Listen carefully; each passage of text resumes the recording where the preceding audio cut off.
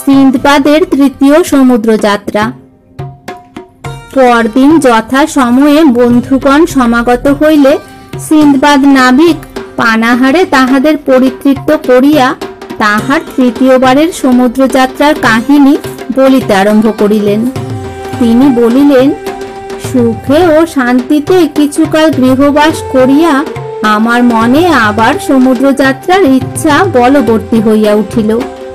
পূর্ববার যে সমস্ত ভয়ানক বিপদে নিক্ষিপ্ত হইয়াছিলাম সে সমস্ত কথা সম্পূর্ণরূপে বিস্মৃত হইলাম এবং বহু মূল্য পণ্যদ্রব্য লইয়া বগদাদ নগর পরিত্যাগ করিয়া বালসোরায় জাহাজে চড়িলাম।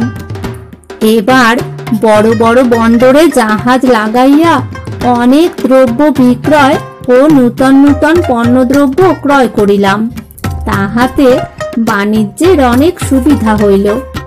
অন্যান্য বারের ন্যায় এবারও অনেক সদাগর আমার সহিত বাণিজ্যে যোগদান করিয়াছিল। অকুল সমুদ্রে আসিয়া একদিন আমরা প্রচণ্ড ঝটিকার হস্তে পড়িলাম। ঝড় কয়েকদিন ধরিয়া চলিল। কয়েকদিন পরে আমরা একটি দ্বীপের কাছে আসিয়া জাহাজ নঙ্গর করিলাম, কিন্তু কাপ্তেন সেই স্থানে জাহাজ রাখিতে বিশেষ আপত্তি করিতে লাগিল।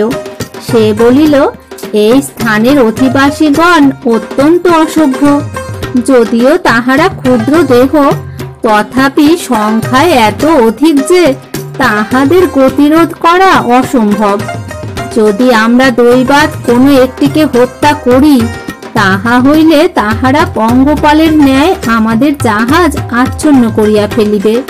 এই বিবরণ শুনিয়া জাহাজের সকল লোকই ভয়ে আড়ষ্ট হইয়া পড়িল। কাপ্তেনের কথা কতদূর সত্য আমরা মনে মনে সেই সম্বন্ধে চিন্তা করিতেছি।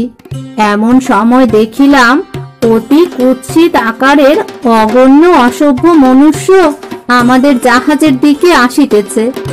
এক একটি মানুষ 1.5 হাত লম্বা, তাহাদের চুল রক্তবর্ণ।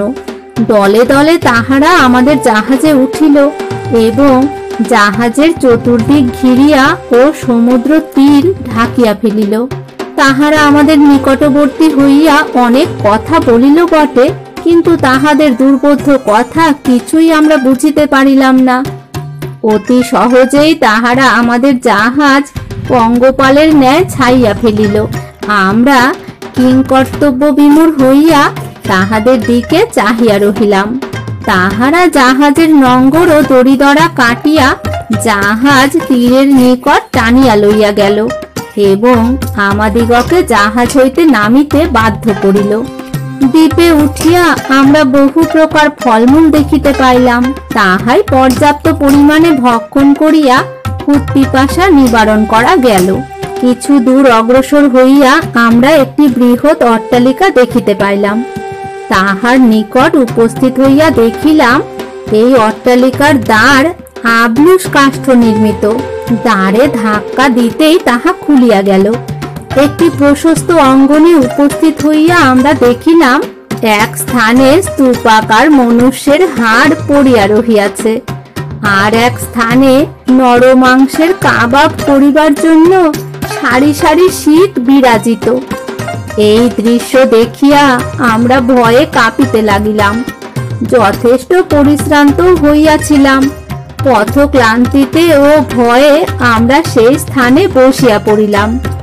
আমাদের উত্থান শক্তি রহিত হইল। ক্রমে বেলা শেষ হইয়া আসিল। সূর্যাস্ত কালেও আমরা সেই স্থানে বসিয়া রহিলাম। মহা শব্দে সহসা সেই গৃহের দ্বার খুলিয়া গেল এবং গৃহ মধ্যে একটি কৃষ্ণবর্ণ মনুষ্য মূর্তি প্রবেশ করিল। তাহার দেহটি তাল গাছের ন্যায় দীর্ঘ, আকার অত্যন্ত ভয়ঙ্কর। কপালে প্রজ্বলিত কয়লার ন্যায় দীপ্যমান একটি চক্ষু। তাহার সম্মুখের দাঁত অত্যন্ত দীর্ঘ ও সুতীক্ষ্ণ, এত দীর্ঘ যে তাহা বুকের উপর আসিয়া পড়িয়াছে। কর্ণ হস্তিকর্ণের ন্যায়, তাহাতে কণ্ঠদেশ আবৃত। নখগুলি বাঁকা ও অত্যন্ত ধারালো। এই কদাকার ভীষণ রাক্ষসকে দেখিয়া আমরা ভয়ে মূর্ছিত হইয়া পড়িলাম এবং বহুক্ষণ মৃতের ন্যায় স্তব্ধ হইয়া রহিলাম।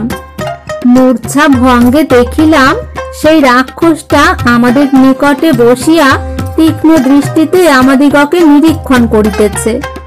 অনেকক্ষণ ভালো করিয়া দেখিয়া সে তাহার দীর্ঘ হস্ত প্রসারিত করিয়া আমার ঘাড় চাপিয়া ধরিল, কিন্তু আমার দেহে কেবল হাড় ও চামড়া ভিন্ন, অন্য পদার্থ নাই ভাবিয়া আমাকে পরিত্যাগ করিল এবং আমার সঙ্গীগণকে একে একে এইভাবে পরীক্ষা করিতে লাগিল। আমাদের জাহাজের কাপ্তেন সর্বাপেক্ষা অধিক হৃষ্টপুষ্ট ছিল। রাক্ষসটা তাহাকে ধরিয়া শিকে বিদ্ধ করিল এবং অগ্নি জ্বালিয়া তাহাকে ঝলসাইয়া ভক্ষণ করিল। আহারের পর সে নাক ডাকাইয়া ঘুমাইতে লাগিল। মেঘ গর্জন অপেক্ষাও ঘোরতর নাসিকা গর্জন হইতে লাগিল। রাক্ষস পরদিন প্রভাত পর্যন্ত ঘুমাইল। আমরা যৎপরনাস্তি ভয় ও দুশ্চিন্তায় রাত্রি যাপন করিলাম। পরদিন প্রভাতে সে উঠিয়া সেই অট্টালিকা পরিত্যাগ করিল। রাত্রিতে রাক্ষসের ভয়ে আমরা নিঃশব্দে ছিলাম। এখন চিৎকার করিয়া কাঁদিতে লাগিলাম। আমরা সংখ্যায় নিতান্ত অল্প লোক ছিলাম না, কিন্তু তথাপি সেই রাক্ষসের হস্ত হইতে পরিত্রাণের কোনো উপায় দেখিলাম না। তাহাকে বধ করিবার যে কোনো সম্ভাবনা আছে সে কথা আমাদের মনেই আসিল না। রাক্ষসটা প্রস্থান করিলে আমরা অন্য কোনো স্থানে আশ্রয় লইবার ইচ্ছায় সেখান হইতে বাহির হইয়া পড়িলাম, কিন্তু সে দ্বীপে আর কোথাও মাথা রাখিবার স্থানও দেখিলাম না। অগত্যা ফলমূল ভক্ষণে ক্ষুধা নিবারণের পর আমরা সেই গৃহেই ফিরিয়া আসিলাম। সেদিনও অপরাহ্নকালে রাক্ষস সেই প্রাসাদে ফিরিয়া আসিয়া আমাদের আরেকটি সঙ্গীকে পূর্ববৎ কাবাব করিয়া খাইল। তাহার পর শয়ন করিয়া নাসিকা গর্জন আরম্ভ করিল। আমার সঙ্গীগণ এতই ভীত হইয়াছিলেন যে তাহাদের কেহ কেহ এরূপ ভাবে নিহত হওয়া অপেক্ষা সমুদ্রে ডুবিয়া মরা অল্প ক্লেশকর মনে করিতেছিল। একজন বলিল, এইরূপ ভাবে প্রতিদিন দগ্ধ হইয়া মরা অপেক্ষা এই রাক্ষসটাকে মারিবার চেষ্টায় মরাও অনেক ভালো। অবশেষে আমরা সকলে পরামর্শ করিয়া সমুদ্র তীরে কয়েকখানি ভেলা নির্মাণ করিয়া তাহা জলে ভাসাইয়া রাখিলাম। প্রত্যেক ভেলায় একসঙ্গে 3 জন করিয়া লোক উঠিবার উপযোগী হইল। সন্ধ্যার পূর্বেই আমরা সেই প্রাসাদে ফিরিয়া আসিলাম। রাক্ষস আমাদের মধ্য হইতে আর একজনকে খাইয়া ক্ষুধা নিবৃত্তি করিল। তাহার পর পূর্ব দিনের ন্যায় শয়ন করিল। তাহার নাসিকা গর্জন আরম্ভ হইলে বুঝিলাম সে নিদ্রিত হইয়াছে। তখন আমরা 10 জন লোক প্রত্যেকে এক একটি শিক লইয়া তাহার অগ্রভাগ অগ্নিতে লাল করিয়া পুড়াইলাম এবং সেগুলির দ্বারা সেই রাক্ষসের ললাটস্থ একটি মাত্র চক্ষু বিদ্ধ করিয়া তাহাকে অন্ধ করিয়া ফেলিলাম। চক্ষুর যন্ত্রণায় রাক্ষসটা বিকট গর্জন করিতে লাগিল। তাহার আর্তনাদে চতুর্দিক কম্পিত হইয়া উঠিল। তাহার পর সে শয্যা ত্যাগ করিয়া আমাদিগকে ধরিবার জন্য 2 বাহু বিস্তার করিল, কিন্তু আমরা দূরে সরিয়া পড়িয়াছিলাম, সুতরাং কাহাকেও সে করকবলিত করিতে পারিল না। তাহার পর তাহাকে আমাদের সন্ধানে ধাবিত হইতে দেখিয়া আমরা নানা স্থানে লুকাইলাম। রাক্ষস ক্রোধে ও যন্ত্রণায় সে গৃহ পরিত্যাগ পূর্বক একদিকে ধাবিত হইল। আমরা সমুদ্র তীরে উপস্থিত হইয়া ভেলার উপর উঠিয়া বসিলাম। ভাবিলাম, যদি রাক্ষসটা আবার আমাদিগকে আক্রমণ করিতে আইসে, তাহা হইলে অগত্যা আমাদিগকে ভেলা সমুদ্রে ভাসাইতে হইবে, অন্যথা আমরা অন্য সুবিধা না পাওয়া পর্যন্ত সেই দ্বীপেই অপেক্ষা করিব। মধ্যাহ্নকালে দেখিলাম সেই রাক্ষসটা তাহার ন্যায় ভয়ঙ্কর আর 2টা রাক্ষসকে সঙ্গে লইয়া দ্রুত বেগে আমাদের দিকে ছুটিয়া আসিতেছে। তাহাদের পশ্চাতে আরো বহু সংখ্যক রাক্ষস। এই ভয়ঙ্কর দৃশ্য দেখিবা মাত্র আমরা সমুদ্র বক্ষে ভেলা ভাসাইয়া দিলাম। রাক্ষসগুলা সমুদ্র তীর হইতে প্রকাণ্ড প্রকাণ্ড প্রস্তর লইয়া আমাদের ভেলা লক্ষ্য করিয়া ছুড়িতে লাগিল। সেই সকল প্রস্তরাঘাতে ভেলাগুলি ডুবিয়া গেল। সঙ্গে সঙ্গে আরোহীগণকেও সমুদ্র গর্ভে মগ্ন হইয়া প্রাণ হারাইতে হইল। কেবল আমি ও আমার দুইজন সঙ্গী যে ভেলায় ছিলাম তাহা রক্ষা পাইল। সমুদ্রে ভাসিতে ভাসিতে আমরা আর একটি দ্বীপে উপস্থিত হইলাম। সেই দ্বীপে উঠিয়া ফলমূলাদি আহার করিয়া সন্ধ্যাকালে আমরা সমুদ্র তীরেই শয়ন করিলাম। পরিশ্রান্ত হইয়াছিলাম, সুতরাং অল্পক্ষণের মধ্যে নিদ্রা আসিল। হঠাৎ শন শন শব্দে জাগিয়া দেখি আমাদের অদূরে একটি বৃহৎ সর্প, তাল গাছের ন্যায় লম্বা, স্থূলও সেই রূপ। আমরা বৃক্ষে উঠিতে না উঠিতে সর্পটি মুখ বিস্তার করিয়া আমাদের একজন সঙ্গীকে গ্রাস করিল। আমার অন্য সঙ্গী ও আমি ঊর্ধ্বশ্বাসে পলায়ন করিলাম, কিন্তু বহু দূর হইতে শুনিতে পাইলাম সর্পটি মহা শব্দে তাহার উদরস্থ অস্থিরাশি বমন করিতেছে। আমরা অপেক্ষাকৃত নিরাপদে রাত্রিবাস করিবার জন্য একটি উচ্চ বৃক্ষ চূড়ায় আরোহণ করিলাম, কিন্তু অনতি বিলম্বেই সর্পের আগমন সূচক শন শন শব্দ শুনিতে পাইলাম। আমরা যে বৃক্ষে আশ্রয় লইয়াছিলাম, সর্পটি অবশেষে সেই বৃক্ষমূলে আসিয়া উপস্থিত হইল এবং বৃক্ষের উপর তাহার মুখ প্রসারিত করিল। আমার সঙ্গীটি অপেক্ষাকৃত নিকটবর্তী শাখায় বসিয়াছিল। সর্প তাহাকে ধরিয়া পক্ষীর ন্যায় অবলীলাক্রমে গ্রাস করিয়া ফেলিল। সমস্ত রাত্রি সেই বৃক্ষ শাখায় আমি জীবন মৃতের ন্যায় অবস্থান করিলাম। রাত্রি প্রভাত হইল, কিন্তু আমার সর্প ভয় দূর হইল না। সর্পের হস্ত হইতে পরিত্রাণের আশায় কতকগুলি শুষ্ক কাষ্ঠ সংগ্রহ করিয়া বৃক্ষ মূল পরিবেষ্টিত করিয়া অগ্নি জ্বালিলাম।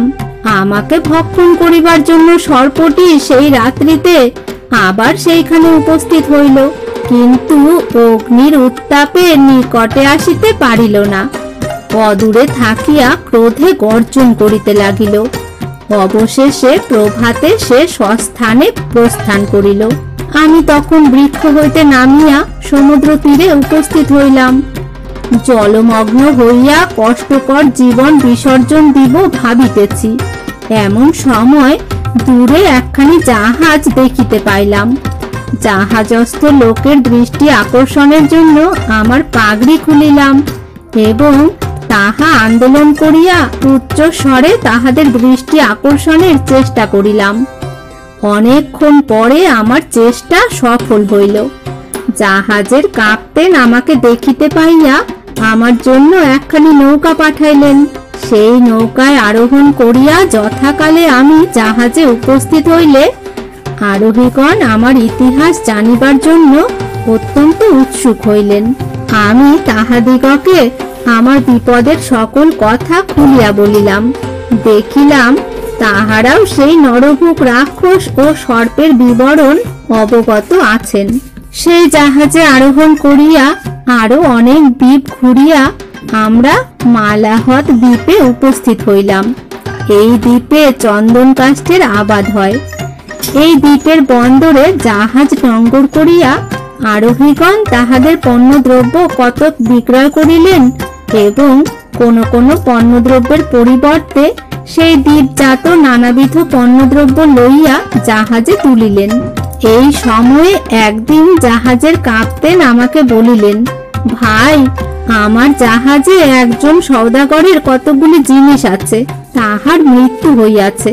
সুতরাং সামগ্রীগুলি বিক্রয় করিয়া যাহা কিছু লাভ হইবে তাহা মৃত সওদাগরের উত্তরাধিকারীগণকে প্রদান করিব। যদি তুমি অনুগ্রহ করিয়া এ সকল দ্রব্যের ভার গ্রহণ করো, তাহা হইলে আমি বিশেষ সুখী হইব। এই সকল দ্রব্য কোন সওদাগরের তাহা জিজ্ঞাসা করায় কাপ্তেন বলিলেন, উহা সিন্দবাদ নামক একজন নাবিকের মাল।